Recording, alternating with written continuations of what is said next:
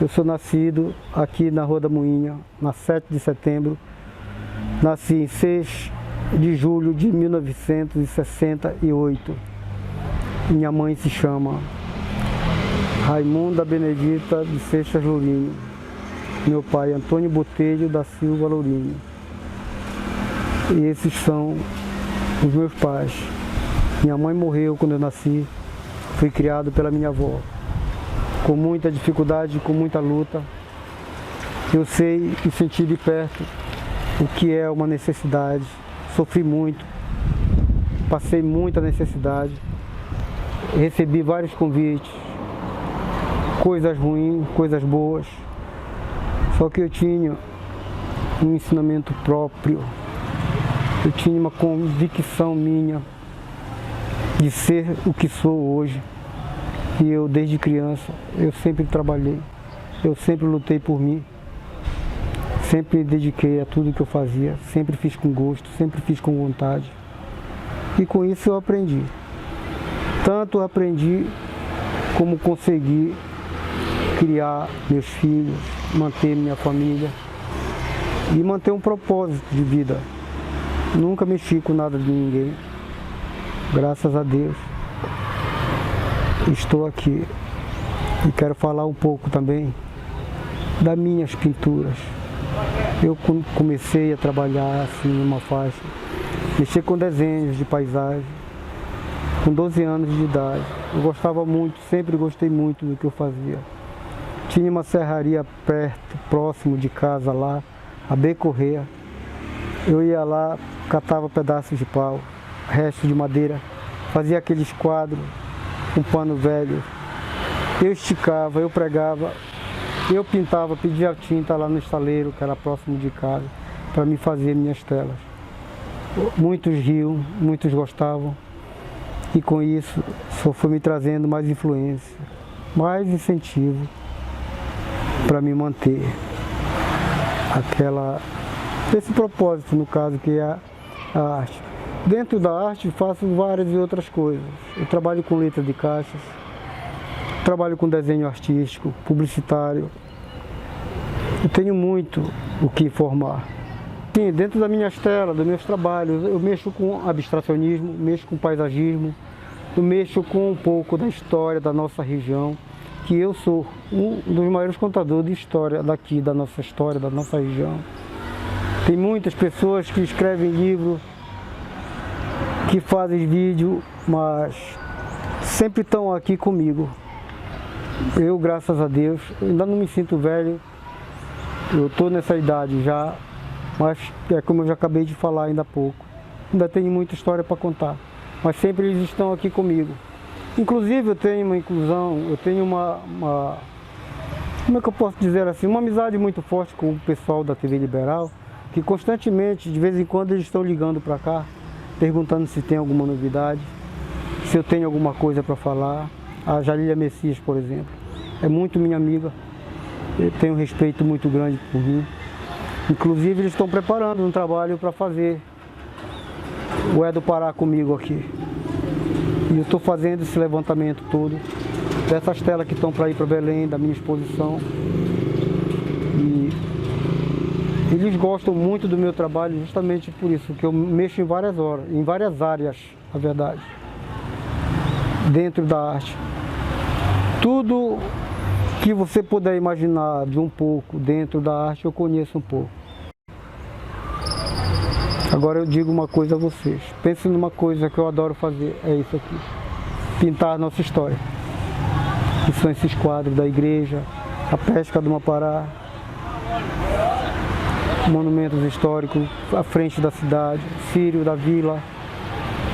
Eu tenho trabalho espalhado por vários cantos desse país, porque graças a Deus eu estou fazendo, eu vou fazendo e vai saindo. Meus quadros não consigo juntar aquela quantidade grande assim, dentro de casa, porque o pessoal vê, o pessoal gosta, o pessoal se admira muito. Na minha adolescência era um sonho que eu tinha de um dia visitar a Rede Globo. Aí, conclusão, me convidaram para fazer um curso em Belém, no presídio, para dar aula para os presos lá. E foram vários artistas, tanto daqui como de vários outros estados. O pessoal da TV Liberal estavam lá.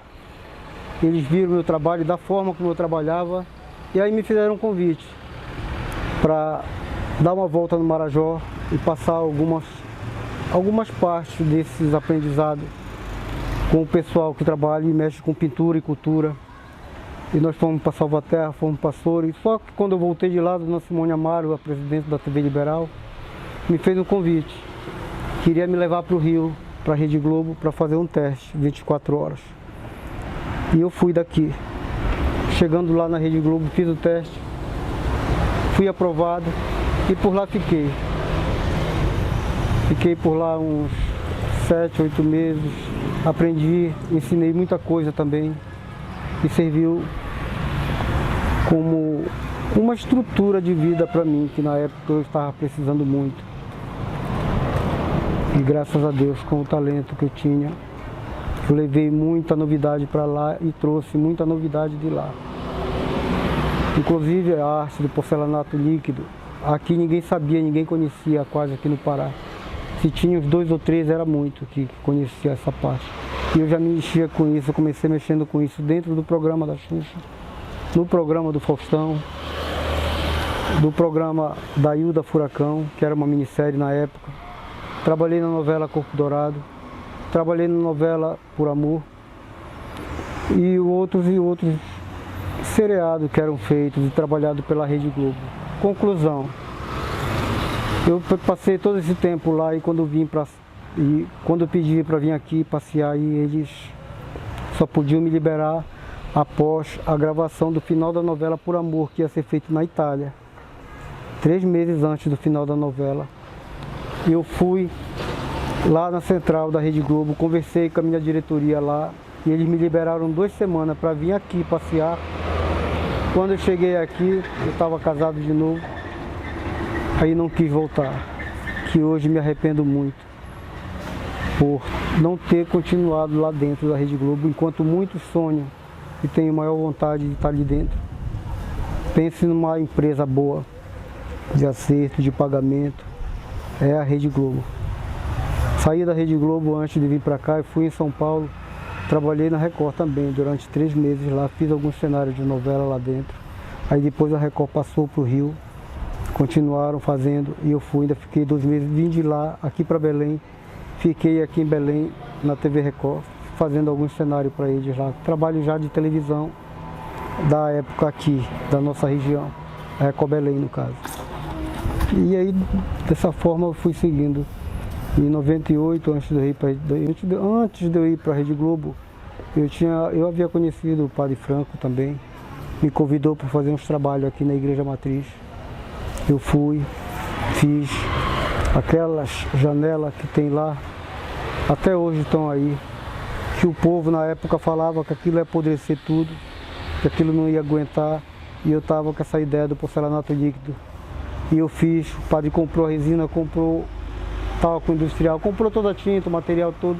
Nós fizemos a janela. Está lá há 27 anos. Tanto é que o trabalho que o povo tanto falava que não ia prestar. O povo não, na verdade, uma minoria. Que a gente nunca consegue acertar 100%. Sempre tem uns 3 ou 4 que estão jogando contra ali. Sempre torcendo para dar errado.